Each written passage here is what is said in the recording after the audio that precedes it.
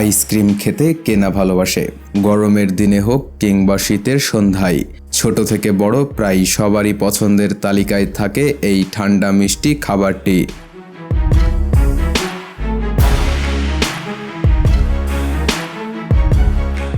কিন্তু কখনো কি ভেবে দেখেছেন, বিশ্বের সবচেয়ে বড় আইসক্রিম কারখানায় প্রতিদিন লক্ষ লক্ষ আইসক্রিম কিভাবে তৈরি হয়?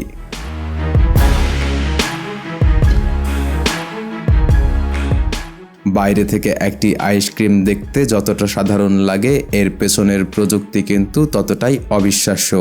কারণ একটি বড় কারখানায় মাত্র কয়েক ঘন্টার মধ্যেই এমন পরিমাণ আইসক্রিম তৈরি হয় যা দিয়ে হাজার হাজার দোকানের ফ্রিজ একসঙ্গে ভরে ফেলা যায়। অনেকেই মনে করেন বাজারের আইসক্রিমে নাকি আসল দুধ খুব কম থাকে।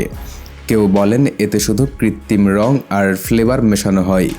আবার কেউ দাবি করেন এত নরম থাকার জন্য এতে অজানা রাসায়নিক ব্যবহার করা হয়। কিন্তু এসব ধারণার মধ্যে সত্যটা আসলে কতটুকু? আজকের এই ভিডিওতে আমরা ঢুকে পড়ব বিশ্বের অন্যতম বৃহৎ আইসক্রিম কারখানার ভেতরে।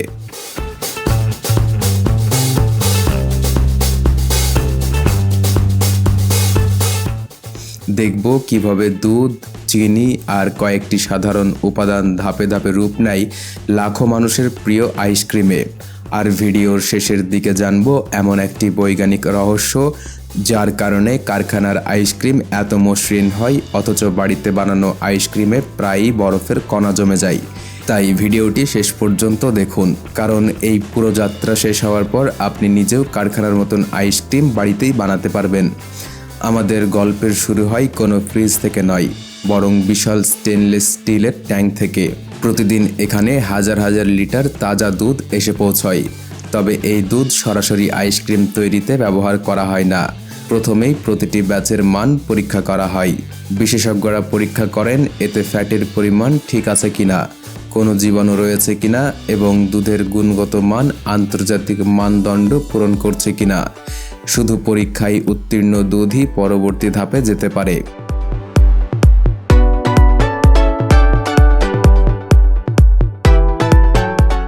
এরপর বড় বড় মিক্সিং ট্যাঙ্কে যোগ করা হয় ক্রিম, চিনি এবং পরিমিত পরিমাণে স্টেবিলাইজার ও ইমালসিফায়ার। এই নামগুলো শুনে অনেকেই ভয় পান, কিন্তু মজার বিষয় হলো এগুলোর কাজ আইসক্রিমকে ক্ষতিকর বানানো নয়, বরং আইসক্রিম যেন দ্রুত গলে না যায়, মসৃণ থাকে এবং খেতে ক্রিমি লাগে সেটাই নিশ্চিত করা। সব উপাদান একসঙ্গে মেশানোর পর শুরু হয় আরেকটি গুরুত্বপূর্ণ ধাপ। এই মিশ্রণকে অত্যন্ত উচ্চ তাপমাত্রায় অল্প সময়ের জন্য গরম করা হয়। এই প্রক্রিয়াকে বলা হয় পাস্তুরাইজেশন। এর উদ্দেশ্য হলো ক্ষতিকর ব্যাকটেরিয়া ধ্বংস করা, যাতে আইসক্রিম সম্পূর্ণ নিরাপদ থাকে।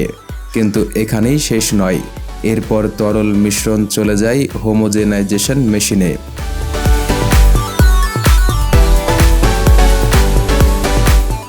এখানে এত বেশি চাপ প্রয়োগ করা হয় যে দুধের ফ্যাট কণাগুলো ভেঙে অতি ক্ষুদ্র হয়ে যায়। এতেই তৈরি হয় আইসক্রিমের সেই বিখ্যাত মসৃণ টেক্সচার। এরপর মিশ্রণকে কয়েক ঘন্টা ঠান্ডা অবস্থায় বিশ্রাম দেওয়া হয়। কিন্তু কেন? কারণ এই সময়ে সব উপাদান একে অপরের সঙ্গে পুরোপুরি মিশে যায় এবং ভবিষ্যতের আইসক্রিমের স্বাদ ও গঠন আরও উন্নত হয়। এখন শুরু হতে যাচ্ছে সবচেয়ে রোমাঞ্চকর ধাপ। তরল মিশ্রণ প্রবেশ করে বিশাল কন্টিনিউয়াস ফ্রিজারে।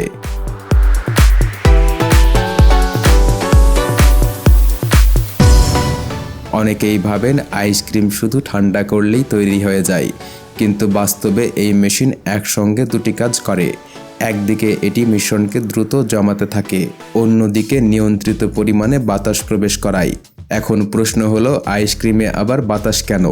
কারণ এই ক্ষুদ্র ক্ষুদ্র বায়ুকণায় আইসক্রিমকে হালকা, নরম এবং মুখে দিলেই গলে যাওয়ার মতো অনুভূতি দেয়। যদি এই বাতাস না থাকতো তাহলে আইসক্রিম অনেকটা শক্ত বরফের মতো হয়ে যেত। এই প্রক্রিয়াকেই খাদ্য প্রযুক্তির ভাষায় বলা হয় ওভাররান। বিশ্বের বড় বড় কারখানাগুলো অত্যন্ত নিখুঁতভাবে এই ওভাররান নিয়ন্ত্রণ করে।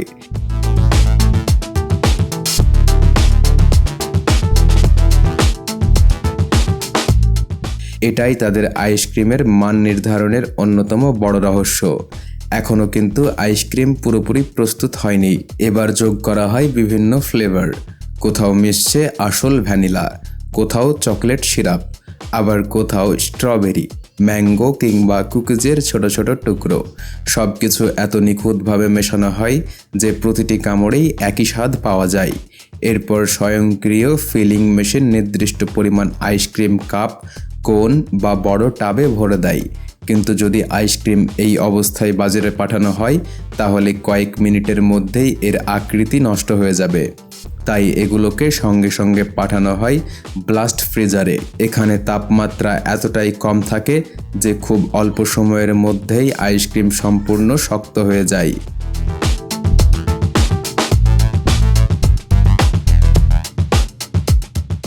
এই দ্রুত জমাট বাঁধার কারণেই ভেতরে বড় বড় বরফের কণা তৈরি হওয়ার সুযোগ পায় না। ফলাফল একেবারে মসৃণ এবং ক্রিমি আইসক্রিম। এরপর প্রতিটি কাপ, কোন এবং প্যাকেট ক্যামেরা ও সেন্সরের মাধ্যমে পরীক্ষা করা হয়। ওজন ঠিক আছে কিনা, ঢাকনা সঠিকভাবে লাগানো হয়েছে কিনা, প্যাকেটে কোনো ত্রুটি আছে কিনা, সব কিছু স্বয়ংক্রিয়ভাবে যাচাই করা হয়।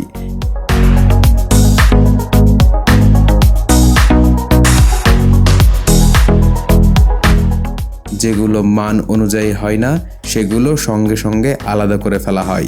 সব পরীক্ষায় সফল হওয়ার পর আইসক্রিমগুলো বিশাল কোল্ড স্টোরেজে সংরক্ষণ করা হয়। তারপর বিশেষ রেফ্রিজারেটেড ট্রাকে করে সেগুলো পৌঁছে যায় সুপারমার্কেট, রেস্টুরেন্ট, সিনেমা হল এবং বিশ্বের বিভিন্ন প্রান্তের দোকানে। এখন আসি সবচেয়ে গুরুত্বপূর্ণ প্রশ্নে, কারখানার আইসক্রিম কি সত্যি বাড়ির আইসক্রিমের চেয়ে ভালো? আসলে দুটির উদ্দেশ্যই আলাদা। বাড়িতে তৈরি আইসক্রিমে থাকে ঘরোয়া স্বাদ, আর শিল্প কারখানার আইসক্রিমে আধুনিক প্রযুক্তির মাধ্যমে প্রতিটি ব্যাচে একই মান, একই টেক্সচার এবং দীর্ঘদিন সংরক্ষণের সুবিধা নিশ্চিত করা হয়। আজকের এই পুরো যাত্রায় আমরা দেখলাম একটি সাধারণ দুধের ফোঁটা থেকে শুরু করে বিশ্বের অন্যতম জনপ্রিয় ডেজার্টে পরিণত হওয়ার পেছনে কাজ করে শত শত মেশিন, নিখুঁত তাপমাত্রা নিয়ন্ত্রণ এবং কঠোর মান যাচাই। হয়তো পরের বার আপনি যখন একটি আইসক্রিমের প্যাকেট খুলবেন তখন শুধু তার স্বাদই নয়, এর পেছনের অবিশ্বাস্য প্রযুক্তির কথাও মনে পড়বে। তাহলে বলুন তো আপনার সবচেয়ে প্রিয় আইসক্রিম ফ্লেভার কোনটি? কমেন্ট করে অবশ্যই জানাবেন। ভিডিওটা ভালো লাগলে একটি লাইক দিন এবং আপনার বন্ধুদের সঙ্গে শেয়ার করুন। আর এমন আরও দারুণ ফ্যাক্টরি ডকুমেন্টারি দেখতে আমাদের চ্যানেলটিকে সাবস্ক্রাইব করে পাশে থাকা বেল আইকনটি অন করে রাখুন। সুস্থ থাকুন, ভালো থাকুন। দেখা হবে পরবর্তী ভিডিওতে নতুন একটি অসাধারণ বিষয় নিয়ে। ধন্যবাদ।